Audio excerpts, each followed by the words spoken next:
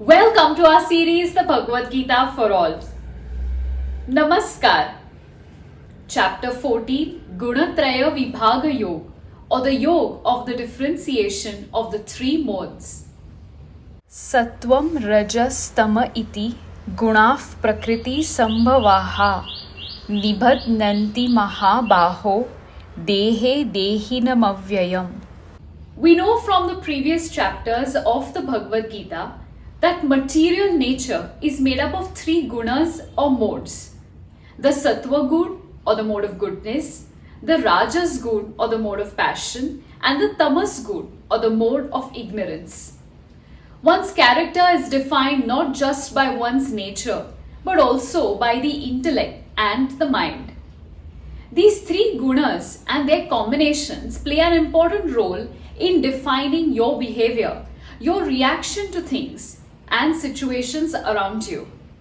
How does one ideally behave in any of these three gunas? For example, one's focus on well-being, peace, serenity would mean that you're inclined towards the Sattvic Gun. If you're someone who is ambitious to attain all kinds of worldly allure or glamour, you're made of the Rajasic Gun. But if laziness, excessive sleep, or delusions grip you most times of the day, that's a whole lot of ignorance, and you're thus closer to the Tamasic Gun. To be able to seek your own truth to life, you will need to work hard to overcome the pull of these modes, because they are indeed quite powerful. And how does one do this? Or in the least, get a hold over our gunas? Sri Krishna has an answer. A few suggestions that he shares with Arjun and are thus available to us too. How about we listen in on these in a bit more detail then? From our last chapter, we know that Prakriti, or the material nature, creates the field of activities for the soul. We are made of soul and matter, and we react to the activities happening in this field. To be better off from where we are currently, we need wisdom. Wisdom acquired through knowledge, and then absorbing this very wisdom in our consciousness so that we know how to react, how to behave. This very wisdom is what we'll be learning in this chapter. We all know by now that the soul is free and immortal. It has the capacity to remain unattached to everything around it, including the Prakriti, or the material nature. But wait. Think about this. What happens when you hold out a colorful or a squeaky toy to a wailing child? You guessed it, the child's attention is now drawn to what you're holding in front of them.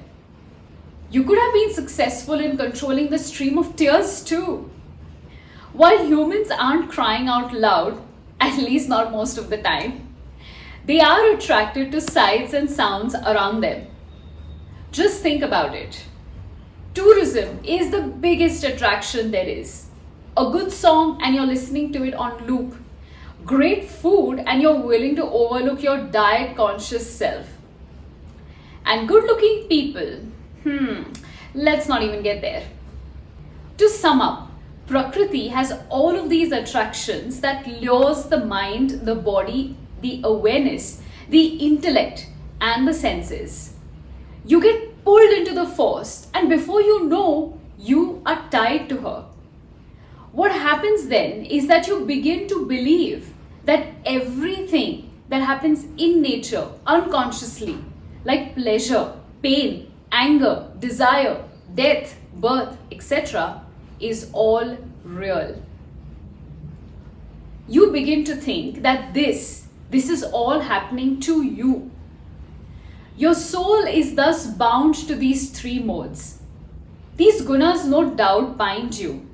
It's like these gunas combine, like a few permutations and combinations.